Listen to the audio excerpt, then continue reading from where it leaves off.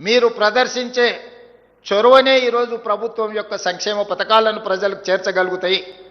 ఓ ఇందిరమ్మ ఇల్లు ఇవ్వాలన్నా, ఓ పేదవాడి రేషన్ కార్డు చేరాలన్నా, ఒక సన్నబియ్యంతో పేదవాడు కడుపు నిండా అన్నం తినాలన్నా, లేకపోతే 200 యూనిట్లు ఉచిత కరెంటు పేదవాడి ఇంటిలో వెలుగులు నింపాలన్నా, లేదా రైతుకు రుణమాఫీ జరిగి ఆ రైతు కళ్ళల్లో ఆనందం చూడాలన్నా మీరే మా కళ్ళు, మీరే మా చెవులు, మీరే మా ప్రతినిధులు.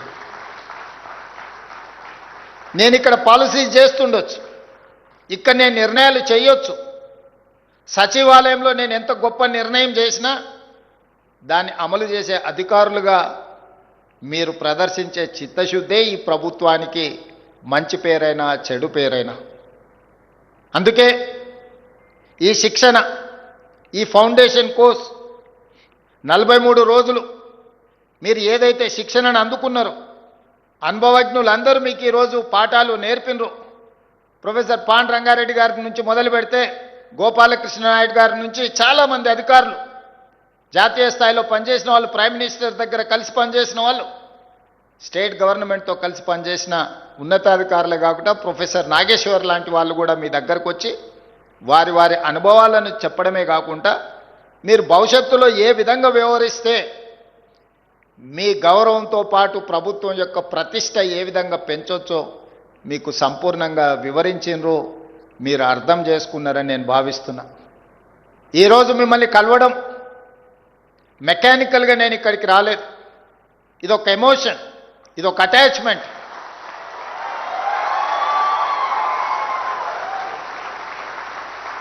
తెలంగాణ రాష్ట్ర ప్రభుత్వంలో మీరు చేరుతున్నది ఉద్యోగం కాదు, 4 కోట్ల తెలంగాణ ప్రజలతో కూడుకున్న భావోద్వేగం. తెలంగాణలో మీరు ఒక బాధ్యత నిర్వహించడం అంటే ఒక భావోద్వేగం. ఇది మీ జీవితకాలం గుర్తు పెట్టుకుంటారని నేను ఆశిస్తున్నా, గుర్తు పెట్టుకుంటారని నేను విశ్వసిస్తున్నా. అందుకే మిత్రులారా, సరిగ్గా 8 సంవత్సరాలు 26 నుంచి 34 జనవరి ఫిబ్రవరి లోపల మీలో చాలామంది ఐఏఎస్లు అవ్వడానికి అవకాశం ఉంది. ఒక గ్రూప్ 1 అధికారి సర్వీస్లో చేరిన తర్వాత